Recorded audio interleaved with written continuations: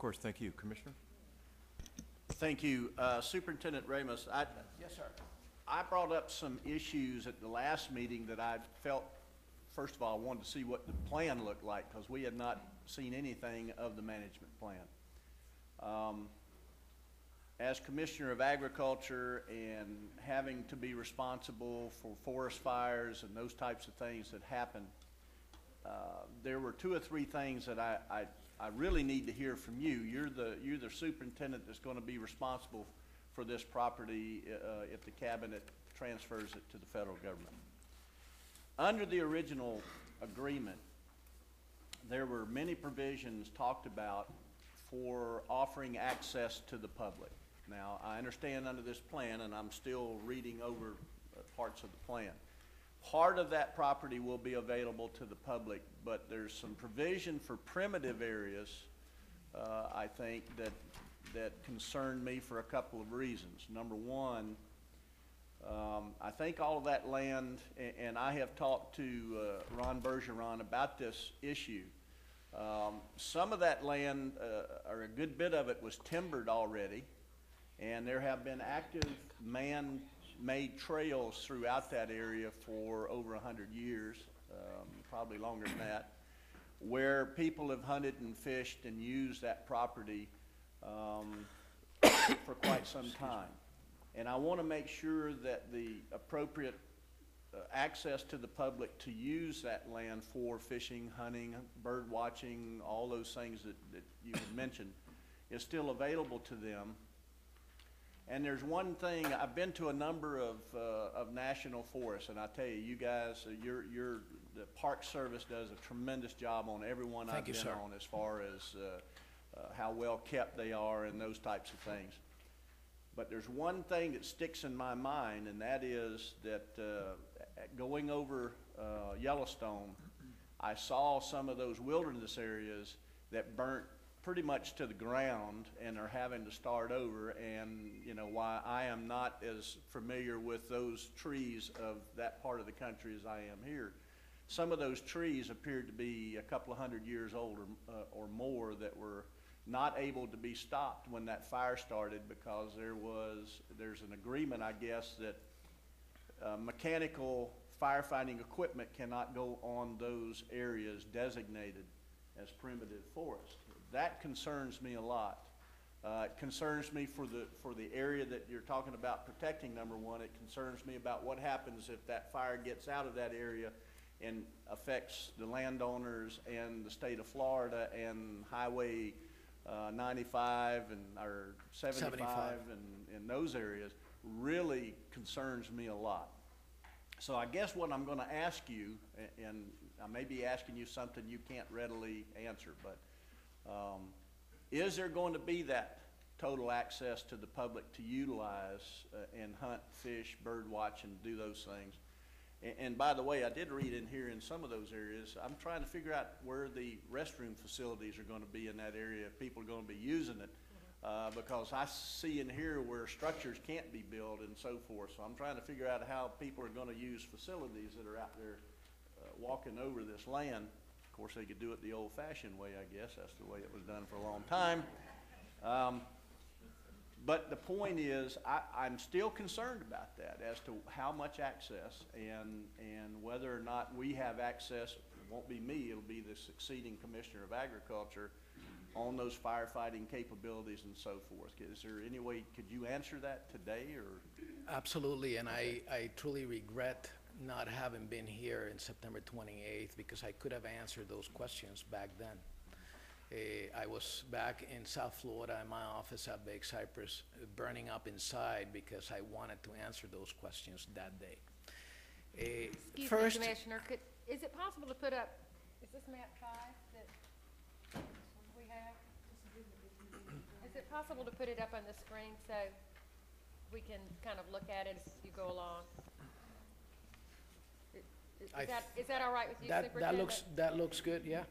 Okay. If we can lower it a little bit so that we can capture the northern boundary, that's better.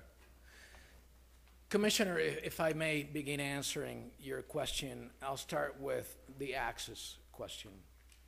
And a key word that I picked up from from your question that I must respond to is total.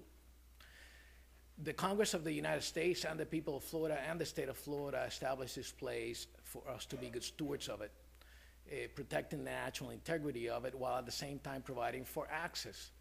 It charged us all, not just the National Park Service because we wear this badge, but us all to work together in making sure that we find that sweet spot, that we find that appropriate formula for access.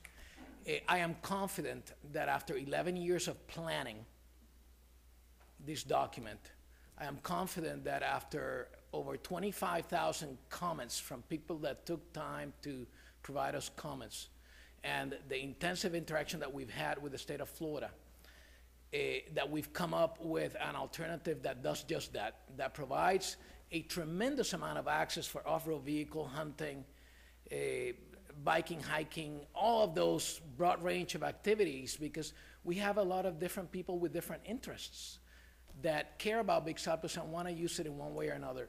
What I've been telling people since we released the document is that the document doesn't have everything for anybody, but it has a lot for everybody. And that's in the spirit of the legislation that created this place in partnership with the state of Florida. What you see in front of or on the screen is the preferred alternative, the final alternative that we've selected. That alternative has about 130 miles of primary trails. And in addition to those primary trails, we will be implementing a network of secondary trails that allow for people to go off the primary trail to sites for camping and hunting and sightseeing, photographing, whatever the case might be. There are corridors that you see within the alternative, and where you see corridors that are surrounded by blue areas, those corridors are a half-mile wide. So the ability to implement secondary trails is within that corridor, not to go outside of that corridor into the blue areas. In areas that are orange, we can allow primary trails to take place, and then there may be a secondary trail that meanders through the entire area. And this final decision and formula that you have in front of you, again, is the result of intensive civic engagement. There's been very few plans in the National Park Service nationally that has received the engagement that this one has, which we appreciate. And we have truly ended up with something that is representative of the needs of everybody. And it reconciled the different charges, which was a tall charge from Congress and from you all when you partner with the federal government in creating this place. And what I also like to tell people is that this is not law. We make decisions through the public process, much like you do. We call it NEPA. And if, in partnership with our friends in the state and the public, we decide a couple of years from now that we missed out on certain opportunities, that we messed up, we did not provide them, or some decisions that we made wrong, we have the ability, and we're committed to re-engaging in a NEPA process. It's not going to be that long, just for very specific items, 6 months or so that we can make decisions to adjust accordingly with the state of Florida and our other partners if there's justification for us to relook at things. So that's the answer to the access question.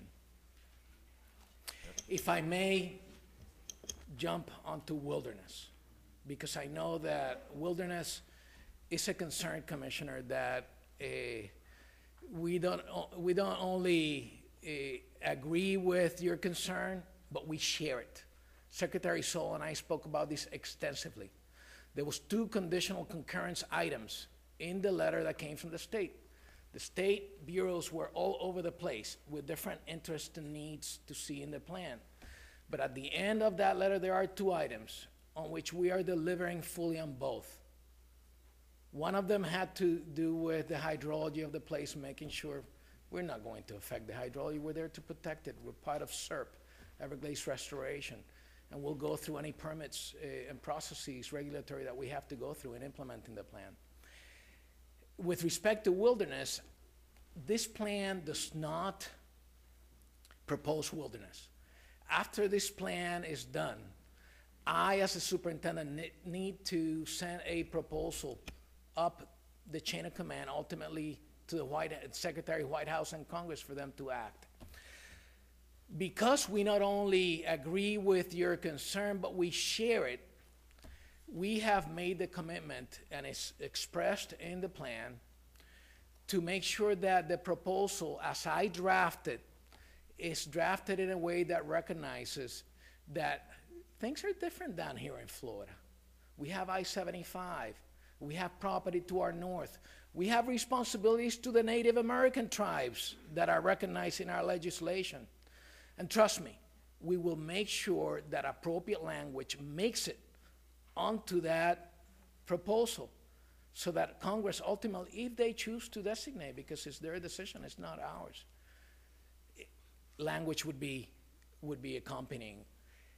I recently spoke with, back in October, and I have had a follow-up with him as early as last week. We've got a meeting already scheduled for him to come down to South Florida. Executive Director Wiley will be with him. Jim Carroll's your Director for Forestry. We have a great partnership with the Division of Forestry. We couldn't do the work that we do. We are the #1 Park Service unit in the country with respect to fire. We're very proud of it. And they will listen when we move a proposal, and Jim's going to assist me in drafting. I have invited him to draft the document with me so that what we propose is reflective of our needs, which includes us having the discretion to use mechanized equipment if necessary. Things have changed in the national landscape when it comes to wilderness. Yellowstone and other circumstances like that have opened a lot of people's eyes. We're not blind to them. We agree with you, and we're going to move forward accordingly. We are bringing you into the discussion so that any documents that come out of my office are representative of our shared concern. With respect to the bathrooms, my wife doesn't want to go in the woods, even though she loves Big Cypress as much as we all do. The Florida Department of Transportation has had, thanks to former governors that made sure that money was set aside, has had money for access points at mile marker 63. I don't have a pointer, but if you look at the map on the screen, is the halfway mark. There's a little yellow triangle there. Mile marker 63 and also mile marker 51, go to the east at the L28 site. And we are partnering with each other, and they have funding to, at mile marker 51, we're going to build an exit ramp that will allow people to safely come off the highway, because there's no such thing right now. People do it, but it's not safe.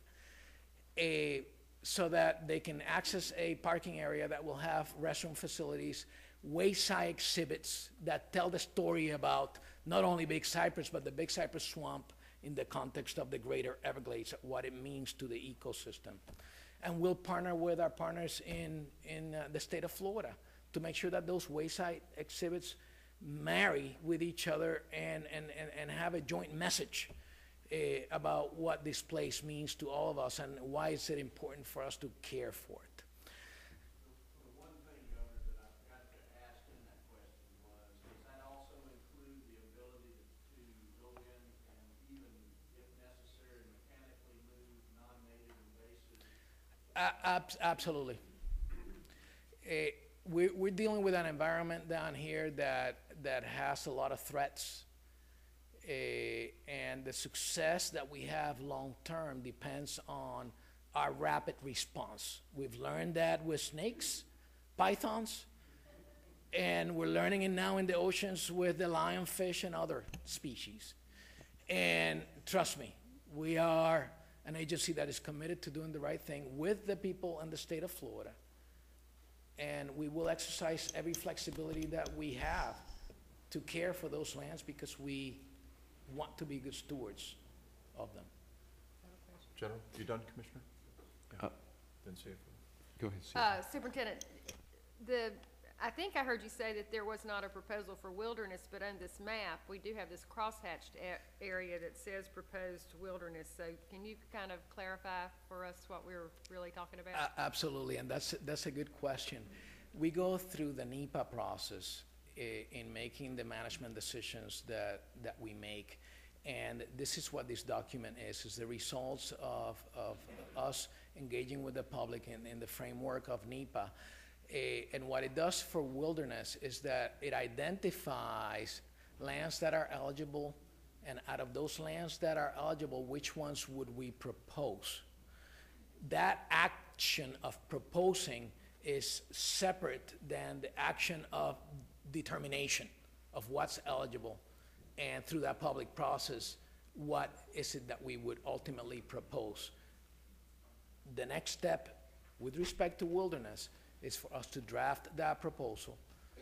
But I am waiting to work with Jim Carrolls and Nick Wiley and others and the tribes to make sure that the proposal contains the appropriate language. So that's why we're not rushing to send that proposal up to Washington.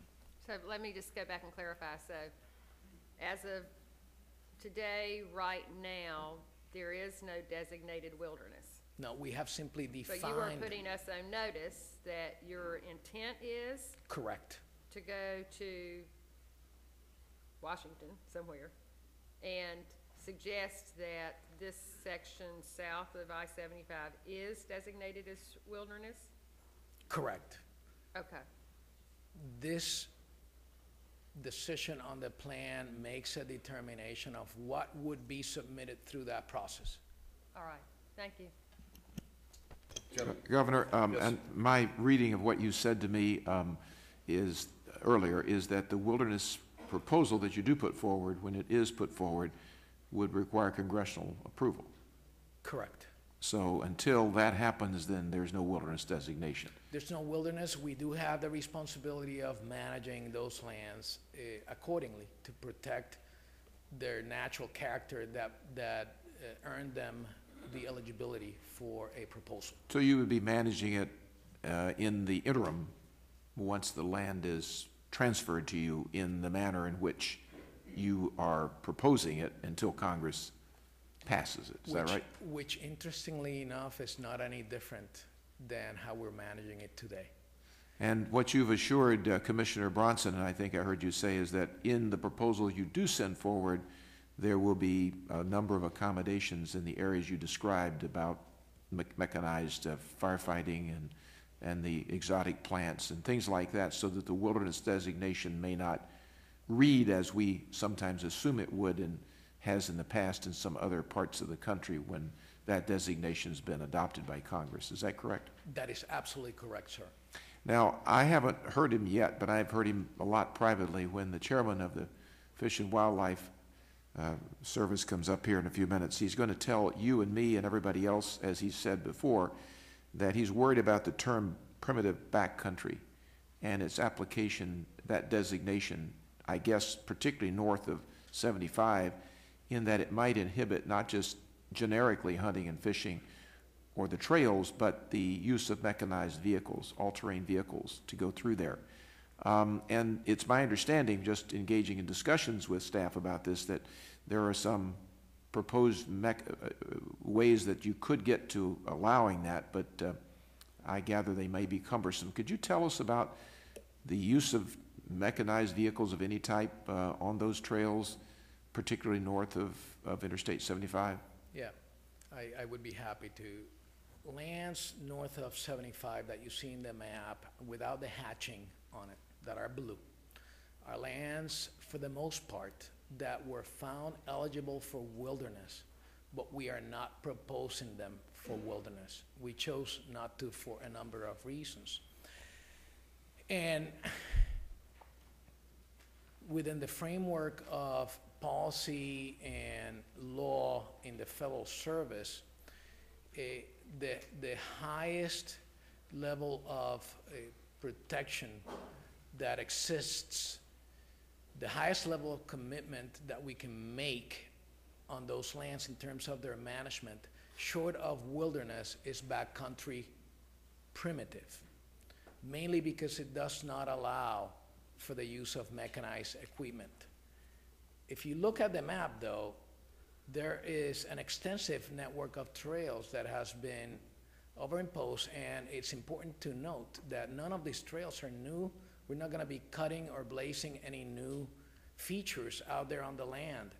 These are all of the trails, and in talking with the ORV community, they have told me recently that we got about 90–95% of the trails that historically and traditionally have been used for ORV access. Now, what is the future of those blue painted lands in terms of the possibility of ORV access? This is a management decision.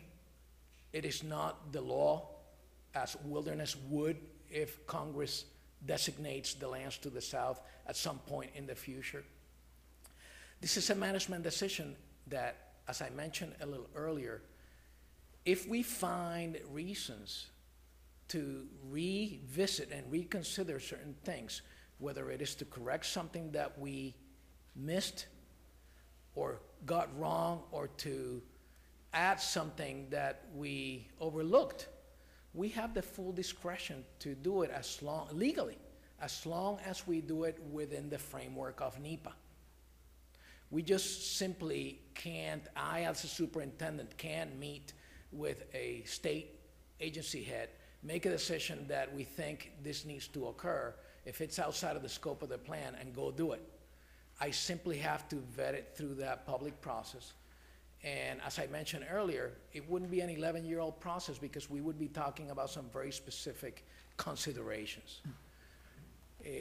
Does that answer your question, sir? But generally it does, but let me clarify. On the parts of this map that show existing trails, mechanized vehicles could be used under the, even though there's a backcountry primitive designation you're proposing for the blue areas, the areas that are not blue, basically, that are trails right now, they could travel over those. The issue is over additional access into other parts that are not currently trails. Yes, those corridors that you see are not the width of a road or a trail. They are a half a mile wide. It's deceiving when you look at the plan. They're significant. So anything within those orange corridors and other orange areas, we could very easily implement primary and secondary trails within. Where you could use mechanized vehicles, or Exactly. ORVs, or whatever you call them. Yeah. Another distinction that is important to make is that we have free will and ability to move throughout those backcountry primitive areas with our partners to do things like exotic removal, firefighting, without any concerns with respect to any wilderness. Well, let me just get one. I'd hate to take this much time, and we can come back to it later. I'm sure we'll hear more about this, but I'm just curious.